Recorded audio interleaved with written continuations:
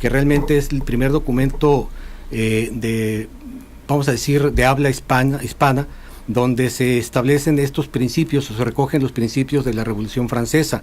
Se establece, para no ser repetitivo, pues las ideas de la división de poderes, el sufragio, la libertad de expresión, etcétera.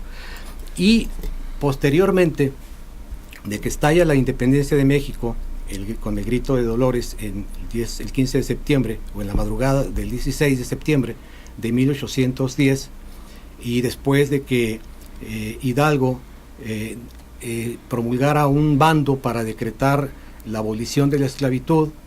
Posteriormente, al año siguiente, en 1811, fue capturado y fue pues enjuiciado y fusilado junto con o previamente con Aldama y con Allende. Resulta que se queda al mando de esta lucha insurgente Morelos, en compañía también de Ignacio López Rayón, que había sido el secretario particular de Miguel Hidalgo y Costilla. Y es aquí, en esta fecha del 30 de abril de 1812, cuando Ignacio López Rayón elabora un documento que pasaría a la historia como el primer documento de la vida insurgente de nuestro país, en que se establecen los lineamientos para una nación independiente y sobre todo para los lineamientos para crear o formular una constitución en forma.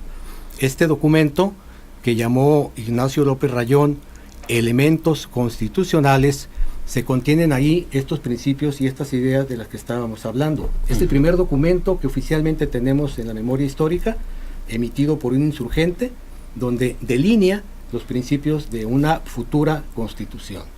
Qué interesante, importantes los personajes que dan lugar al inicio de la Guerra de Independencia y que van sentando las bases jurídicas de una nación independiente. A partir de López Rayón se dan nuevos acontecimientos históricos, ¿no?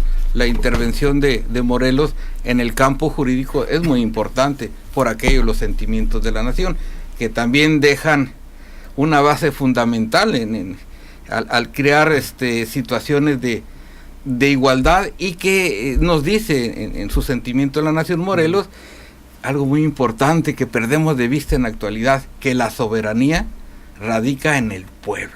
Así es. Que las autoridades no han querido entender, no obstante que han pasado 200 años. Sí, efectivamente, esa fue la nota distintiva de este documento, leído por Morelos en el Congreso de Anáhuac. El famoso Congreso de Anáhuac. Exactamente, fue hace 197 años.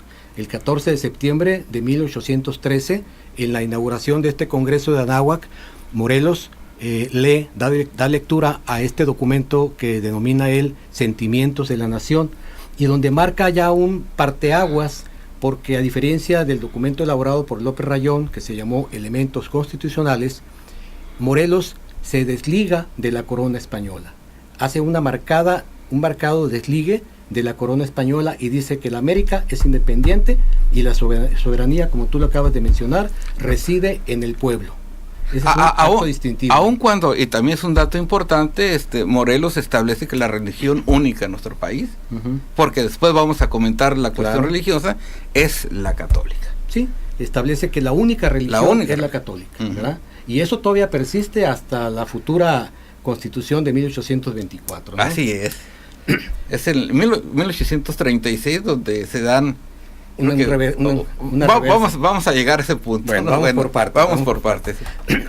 Entonces, después de estos sentimientos de la nación que lee Morelos en el Congreso de Anáhuac, en 1813, pues ya están sentadas las bases jurídicas, sociales, para elaborar una constitución. Y aun y cuando todavía el México no es independiente, está en proceso de serlo a través de esta lucha insurgente. De tal forma que el año siguiente, en 1814, en este Congreso de Anáhuac también, que era el Congreso Insurgente, se da la primera constitución formal y materialmente hablando de nuestro país, que es la Constitución de Apatzingán. Aunque realmente esta constitución no pudo ser aplicada o estar vigente en toda la nación, únicamente en los estados o en las regiones que eran controladas por la insurgencia. pero finalmente como un documento histórico, y porque ya fue llamado el Decreto Constitucional para la Libertad de América Mexicana. Entonces, este documento es muy importante históricamente, ¿no? Recoge el sentir, las bases jurídicas, repito, de los sentimientos de la nación, y crea ya un documento formal. Sí, esta Constitución, algunos autores dicen que no estuvo vigente ningún día por razón del movimiento insurgente. No debemos pasar por alto que en esta Constitución ya hablamos de una soberanía popular, ya se hablan de derechos humanos, de igualdad, de seguridad, de propiedad y de libertad. Mismos derechos que actualmente se consagran en el artículo 14 de la Constitución. Así es. Lo recoge ya nuestra Constitución actual, la del 57 y 1824, estos principios de Morelos en la Constitución de Apatzingán. Así es. Efectivamente, como menciona el licenciado Pacheco, esta Constitución pues no estuvo vigente, no fue aplicable, ¿no? Incluso tenía algunos problemas para Morelos porque le daba todo el poder de decisión al Congreso insurgente, y eso limitó muchas veces o muchas ocasiones su actuar como militar, ¿no? Como jefe de la guerra de independencia. Entonces, pues ocurre la guerra de independencia, después capturan a Morelos en 1815, lo enjuician también, lo fusilan, y queda a cargo de la lucha independiente en la última etapa Vicente Guerrero y Guadalupe Victoria, que es muy relegados ya, ¿verdad? Muy relegados, y ya muy al final, ya habían pasado prácticamente 10 años, ¿verdad?, de lucha independiente, y no había podido todavía culminarse este proceso de insurrección para concretarlo en una declaración de independencia.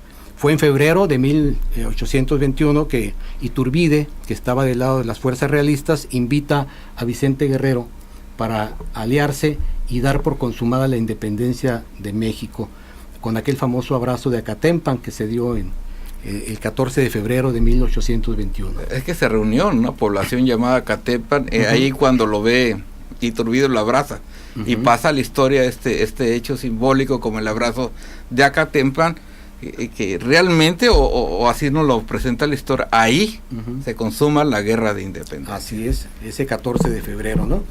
Pero todavía había que pasar un proceso de, vamos a decir, de aceptación o reconocimiento por parte de la corona española de esta independencia. Faltaba ese punto final que sería el documento donde ya se reconociera la independencia de México.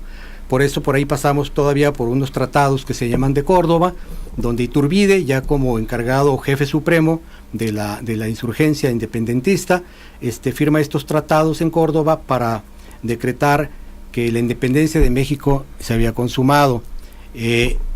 Aunque aquí en este documento, en este tratado, todavía había un resabio de la cultura española, porque se pretendía llamar a un príncipe, a un monarca español, para que rigiera los destinos de nuestro país independiente.